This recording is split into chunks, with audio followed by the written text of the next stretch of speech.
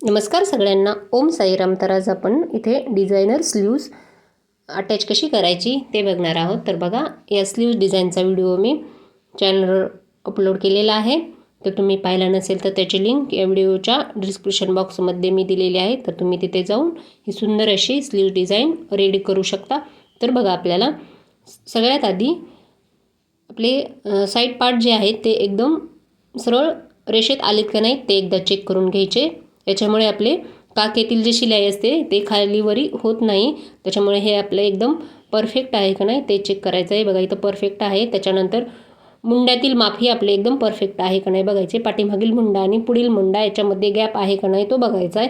जर गॅप नसेल तर तुम्ही तो अगदी व्यवस्थित करून घ्यायचा आहे. तर बघा, त्याच्यानंतर आपल्याला ही डिझायनर स्लीव्ज आहे ती आपल्याला ॲक्युरेट शोल्डरवर अटॅच कशी करायची, जेणेकरून आपली जी डिझाईन आहे त्याचा लूक खराब होणार नाही. याच्यासाठी मध्यभागी आता आपण याला कट मारून घेतले आहे. आणि जेव्हाही आपण स्लीव्ज अटॅच करत असतो तेव्हा जे शोल्डर असते, जिथे आपण फिटिंग केलेली असते ती पाठीमागच्या साईडलाच टाकायची आहे.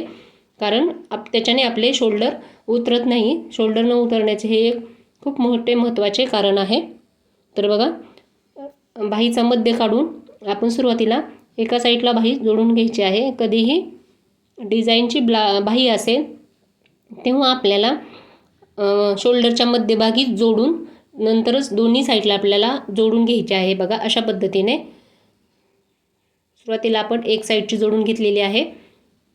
अगदी व्यवस्थितपणे हळुवारपणे ही बाही जोडायची आहे, जेणेकरून आपण फिटिंग केल्यानंतर ब्लाऊज वेअर केल्यानंतर आपल्याला ब्लाऊज हा ताणणार नाही. अशा पद्धतीने सगळीकडून सेम शिलाई मार्जिन हे घ्यायचं आहे.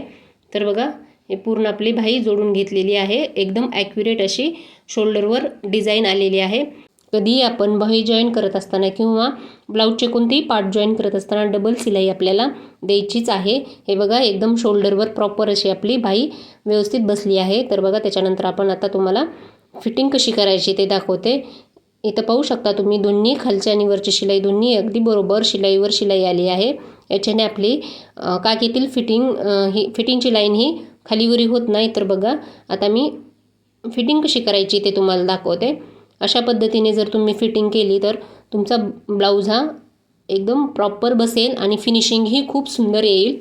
तर बघा, सुरुवातीला आपल्याला दोन्ही पार्ट सरळ ठेवूनच एक सरळ शिलाई देऊन घ्यायची आहे. टेपच्या एक लाईन किंवा 2 लाईन अशी शिलाई मार्जिन सोडून आपल्याला इथं शिलाई देऊन घ्यायची आहे. तर बघा, जर तुम्ही पेपर कटिंग व्यवस्थित केली किंवा अस्तर कटिंग व्यवस्थित केली तर तुमची ही शिलाई अशाच पद्धतीने व्यवस्थित येऊ शकते. हे 32 साईजचे ब्लाऊज आहे. तर याची मी ऑलरेडी कटिंगचा व्हिडिओ चॅनलवर अपलोड केलेला आहे.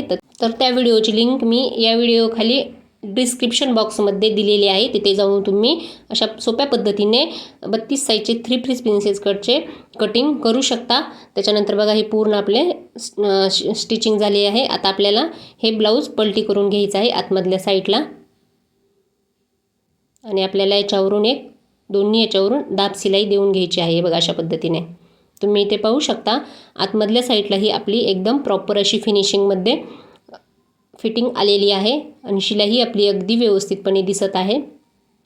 तर बघा, अशाच पद्धतीने टेपच्या 1 ते 2 लाईन देऊन सुरुवातीला आपल्याला शिलाई देऊन घ्यायची आहे. आणि तुम्ही जेवढे मार्जिन ॲड केले होते फिटिंगच्या वेळेस फिटिंगसाठी तेवढे तुम्ही देऊन ब्लाऊजची फिटिंग करून घ्यायची आहे. तर बघा, अशाच पद्धतीने आपल्याला दुसऱ्याकडली ही बाजू किंवा बाही जोडून घ्यायची आहे.